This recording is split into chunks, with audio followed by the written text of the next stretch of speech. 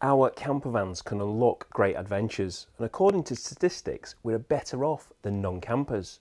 I'm going to explain why, and there are some unexpected benefits which we reap. Our chosen lifestyle is one that brings us so much pleasure and benefits.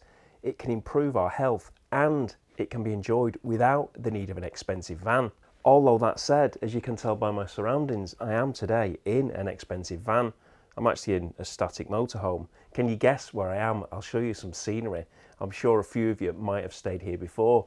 Beautiful part of the world. I will give you a clue. Yes, it is in the southwest, and I'm able to take in some of the things which I'm going to be discussing today if the weather does improve, because it is pretty pants, as it generally is in the UK, unfortunately. Let's hope that after all this, what has it been now, probably about 5 months of persistent rain, let's hope that for the next 5 months we'll be able to have some nice sunny days so we can get out and enjoy our campervans. 97% of campers say happiness is their biggest reason for camping. And who could argue when every day is a canvas waiting to be painted with new memories? It's kind of obvious really, you wouldn't do it if it didn't make you happy.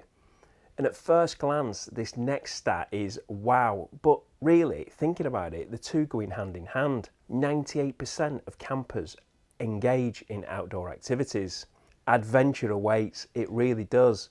Although looking at the activities listed, I'm not really sure what the other 2% do. Now, did we buy a camper because we partake in these activities? Or do we partake in outdoor activities because we bought a campervan? I imagine, like me, that you actually bought a van because you do like the great outdoors. And a van not only has the space for sleeping and cooking, but it also gives the space for carrying everything which you need for the activities, carrying your bikes, your paddleboards, bodyboards, surfboards, walking boots, wetsuits, welly boots, beach tents, fridges to keep things cool, and for me, my solo stove with that pizza top. Wow, I can't get over how amazing that is. Items like these do let you unlock those adventures, but they aren't actually necessary. Our adventures can come from different pleasures, and we all have different tastes, likes and dislikes. The survey these statistics come from say that low-level walks are the most participated activity, with 91% of campers partaking. A big drop to the second most participated activity, which is 39% for hill walking, mountaineering, cycling and mountain biking. Now, I know there's a lot of us who enjoy paddleboarding. I do. I've got my sandbank style one that I've had for quite a few years now, and I really enjoy being out on it. However, that isn't on the list. There's canoeing and kayaking, but no paddleboards. Why is that? Is that something to do with the survey of respondents? Nearly 62% of the people who responded to this survey are retired, and 48.8% are over 65. Or is it that the survey was 38.7% campers in caravans, with only 23.2% having campervans? I know there's loads of us who enjoy paddleboarding. In fact, the number of paddleboarders has surged in recent years, increasing in popularity for all ages. It's also a relatively affordable water activity to participate in. They come in some very good designs, like my Maui. It's really out there, not plain colours. There's lots of different designs. There will be design for everyone. I will link the sandbank style one, which I have below. I did actually intend on bringing it up here and actually sitting out on it, not doing an awful lot of paddling because you might know my health isn't too great, but just being on it is fantastic. But I'll come on to that a little bit later on. But the weather's just absolutely pants. It's just rubbish. I'm not quite sure how big the waves are, but it's choppy as hell out there. Yeah, not really the day for being out on the water, if I'm perfectly honest with you. But if you haven't tried it yet, then I urge you to give it a go. You don't even have to stand up if you don't want to. To be honest, you don't even have to travel far to get the benefits. There's several reasons to do so, and I will go into some a little bit more later on. But in general, these outdoor activities give us a huge boost to our mental health. The report shows that campers are less anxious than non-campers and are happier. This is just a survey of around 11,000 people, so it isn't categorical proof. But from this small pool, it does show the benefits. And also, away from this survey, Julia Bradby, the former president of the Camping and Caravanning Club, she speaks about all the many benefits of the outdoor lifestyle. giving real world examples of how these benefits can be obtained from something as simple as going for a walk, breathing correctly. And by that, I mean through your nose. Julia explains in a recent book, Walk Yourself Happy. Now, I've got the audiobook, but you can buy it in paperback, and you might even be able to borrow it from your local library. It's well worth a listen or a read. Now, Julia talks about various vitamins, and I won't say too much because I don't really want her to sue me for plagiarism. However, she refers to vitamin C, but it isn't the vitamin C which you take as a tablet supplement. Vitamin C as in the sea, the sight, the smells, the sounds. Vitamin C. And also she talks about vitamin N, as in nature. And it's all really interesting, explaining exactly the reasons why our outdoor lifestyles can give us so much more happiness and less stress. This report shows 44% campers are flourishing, having optimal mental health compared to just 31% of non-campers. It really does show the benefits. Now, these figures can be interpreted in different ways.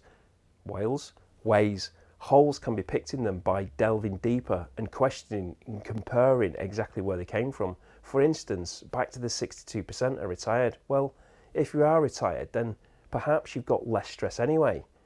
And I only say that because I do expect some negativity in the comments questioning. So there you go. I already know. It's just kind of an indication. But we know all this anyway, don't we? That's probably why we do it. There are huge benefits from being out in the outdoors. Have you heard people say, I just need to get out. I just needed to go for a walk. I need some fresh air. Because it does make a difference, a big, big positive difference. During my 2-week stay in hospital last year, I just longed to paddle my toes on the water's edge of the beach, feeling the warm sunshine on my back and the water between my toes.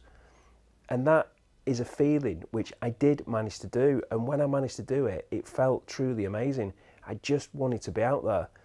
In fact, whilst I was in hospital, after the first week or so, I was actually allowed out of my bed.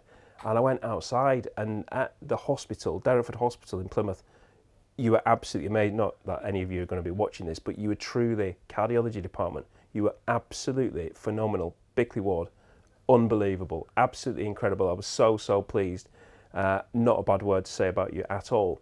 But after the week, I was allowed outside, and just walking outside to kind of like this little pond and seeing some greenery and stuff like that, it just gave me that boost. It made me feel so much better than just being cramped inside. It's just being outside and breathing in that fresh air.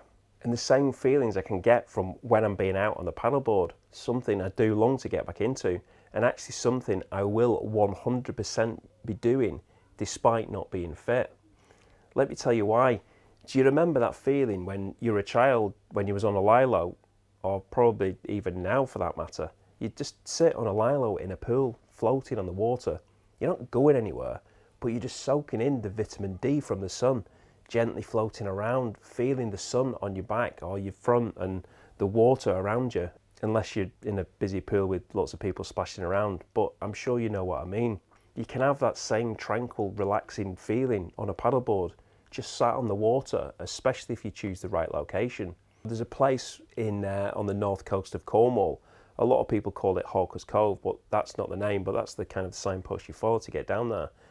And it's just a big expanse of beach, and you park in this little car park, and there's a bloke there, and you give him your £2 or £3, and you can park there all day long. And you walk down like this little track, and you get down into these trees, these big overhanging trees, and it goes dark, and you're in a forest, and there's a little stream or just a pool of water in there. And as you walk through, and as you come through to the end, unless you've gone up the top because you're going to have a slightly different view, if you come out at the bottom, you've just got this beach, and it just opens up, and you can see the yellow sand, the blue sea, and it's just absolutely beautiful. But going on there, it stays shallow for quite a while. Clear water most of the time, and it's just lovely. If you go down the side, you've got plenty of little coves, and it's just beautiful, absolutely beautiful. And like I said, you don't even need to paddle. You can just sit on it and you can relax. You can just lie on it. You can stand up if you want, but just being out there is amazing. And one of my favourite beaches is Trianon. There's lots of different things to see at Trianon. Depending on where the tide is, you see different things, but there's lots of little caves, and the coastline is, it's just absolutely amazing. So you don't actually have to travel a mile down the sea or the canal or the river or whatever it may be on your paddleboard. You can just like tootle around and just kind of sit there and just soaking in the nature, the smells, the feelings. It's just beautiful, and it certainly does make you feel better. And that's why people do say, I need to get out, I want to get out on my paddleboard. That's why people do it, because it gives you those great feelings. Paddleboarding is for all ages, however, so is kayaking. And I'm making this jump later this year. I've said before that I need to decide what I'm getting. I've made that decision now, and I am going to be bringing a video soon when the weather starts to improve, so I can actually get out there on it. A kayak, a sit on top kayak, which I'm talking about here, can give you that similar experience, but also it's got a bit of extra room for storage, a seat for sitting on so you're a little bit more comfortable, and you can really just relax and take in that scenery, that vitamin N, the nature. I just love being on the water. I've really found a love for the water over these recent years, and I'm definitely not taking it for granted living near the coast. The benefits don't only come from vitamin C though. Just being outdoors in that fresh air gives us so many different benefits. One of the many words of wisdom spoken by Florence Nightingale was, "It is the unqualified result of all my experience with the sick that second only to their need of fresh air is the need of light." Since then, the benefits have been proven by numerous other scientific studies. The effect on mood, energy and stress. Fresh air and being outdoors gives you immense benefits. So what are you waiting for? Life really is short. Let's make the most of it. I've said before, you don't need a full van conversion to enjoy this lifestyle, and you can see that video here. Thanks for watching, and I hope to see you soon.